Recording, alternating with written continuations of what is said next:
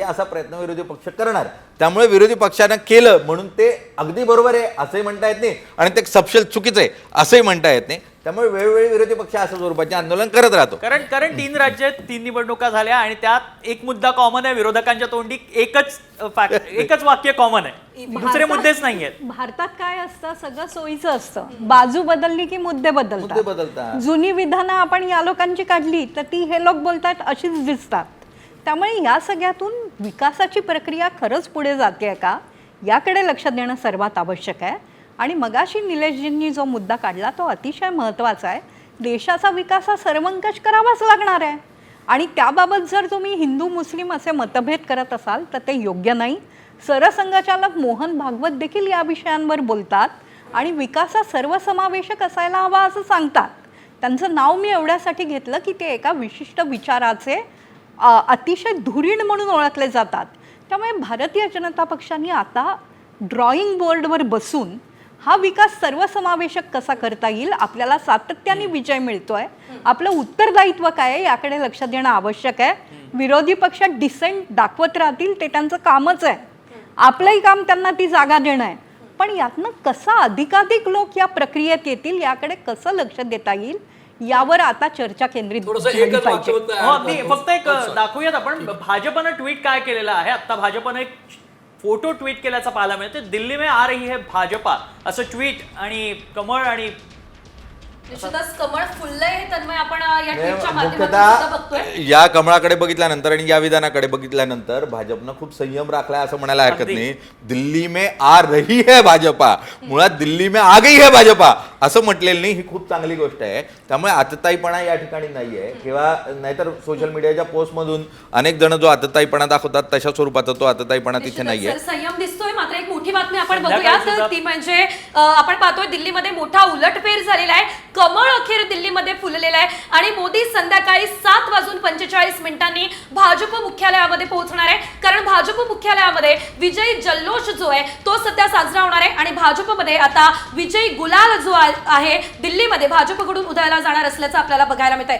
मोठा उलटफेर निश्चितच झालेला आहे आणि आनंदाचं वातावरण. मुळात दिल्लीचं तख्त जो राखतो तोच हा देश राखतो आणि त्यामुळे दिल्लीचं तख्त अखेरीस भाजपनं आपल्या हाती घेतलेलं आहे. लाल किल्ला जो आहे, हा म्हणजे लाल किल्ला जो आहे यश गेली 10 वर्ष हुलकावणी देत होतं आणि मोठ्या प्रमाणातली ती मानहानी होती. मला असं वाटतं की ते मगाशी एकच वाक्य जे म्हणत होतो ना की काय झालंय की हल्ली हे सगळं डिजिटल तंत्रज्ञानामुळे पूर्वी जे हो नाहीच्या मध्ये अनेक शक्यता असायच्या, आज डिजिटल तंत्रज्ञानामुळे आपल्याला ऑब्जेक्टिव्ह टाईप प्रश्नांची सवय झाली. आपण बाईट घेताना या बाजूचे का त्या बाजूचे असं विचारतो. त्यामुळे हे का ते एवढंच आपण म्हणतो. जसं दलित वोट बँक इकडे शिफ्ट झाली आहे का तिकडे, तसं होत नाही. माणसं ही मुख्यत्वे काळी किंवा पांढरी नसतात, तर ग्रे असतात. तर करणा भाग खूप असतो आणि तसंच प्रत्येक जाती समूहामध्ये समाज समूहामध्ये जसं दलित काही प्रमाणात भाजपकडे गेलेत, काही प्रमाणात केजरीवालांकडे, तसं काही मुस्लिमांनीही मतं भाजपला दिली असतील. आपण त्या सगळ्यांकडे माणूस म्हणूनच बघायला पाहिजे आणि निवडणुकीमध्ये प्रत्येक व्यक्ती ही अतिशय ऑर्गॅनिक आहे, ती बदलत राहते. त्यामुळे 5 पिढ्या भाजपचे आणि 5 पिढ्या काँग्रेसचे आणि 5 पिढ्या आपचे असे मतदार नसतात, ते कालांतराने बदलत जातात. आणि ट्रेनचं उदाहरण मी नेहमी देतो, डब्यामध्ये घुसायला जागा नसते तेव्हा सगळे लोक येणाऱ्याला विरोध करतात. 2 स्टेशनानंतर तो माणूस डब्यातला होतो आणि तो येणाऱ्याला विरोध करायला लागतो. त्या पद्धतीने माणसं बदलती राहतात आणि त्याच्याकडे आपण त्या ऑर्गॅनिक पद्धतीने बघायला हवं असं मला वाटतं. हा धडा आहे आणि जे कष्ट करतील, अतिशय सिस्टमॅटिकली लढतील ते जिंकतील. आपण त्याच्याकडे अतिशय तार्किक पातळीवर ते नेऊन त्या जय पराजयाकडे बघायला हवं असं मला वाटतं. हाच मुद्दा पुढे नेत विचार तोच असतो जो स्थलकाल सापेक्ष स्वतःला बदलण्याची मानसिकता ठेवत असतो. विचार जो एकांगी असतो तो कधीच विकासाचा विचार असू शकत नाही आणि त्यामुळे आपण गांधींच्या विचारावर टीका करू शकतो, त्याची समीक्षा करू शकतो. मात्र अनेक असे विचार आहेत की ज्यांच्या विचारावर काही धर्माच्या धर्मगुरूंवर टीका केल्यानंतर गळे कापण्याची मानसिकता होते. तर ती मानसिकता जी तयार होते ती अतिवादाची असते. तिथे आतंकवाद तयार होतो, तिथे दहशतवाद तयार होतो आणि तो दहशतवाद मुळात जर तयार होऊ द्यायचा नसेल वैचारिक मानसिकतेवर, तर वैचारिक मानसिकता ही स्थलकाल सापेक्ष वातावरणाला योग्य असेल अशा निर्णयाच्या बाजूने उभी राहणारी असायला हवी आणि ती मानसिकता जर तयार होत असेल तर त्यात काही हरकत नाही. आता दिल्लीत जाऊयात सर, कारण सुनील सर आहेत, त्याच्यानंतर सागरजी आहेत, त्यांच्याकडनं जाणून घेऊ. कारण गेली 10 वर्ष आपची सत्ता असलेल्या दिल्लीत आता कमळ फुललंय, म्हणजे जवळपास स्पष्ट झालेलं आहे भाजपच्या या आकडेवारीवरनं. त्यामुळे पुढची जी येणारी 5 वर्ष असतील ती कशा स्वरूपाची असतील, भाजपचं काय उत्तरदायित्व असेल? सुनील सर. व्हॉल्यूम कम करणं.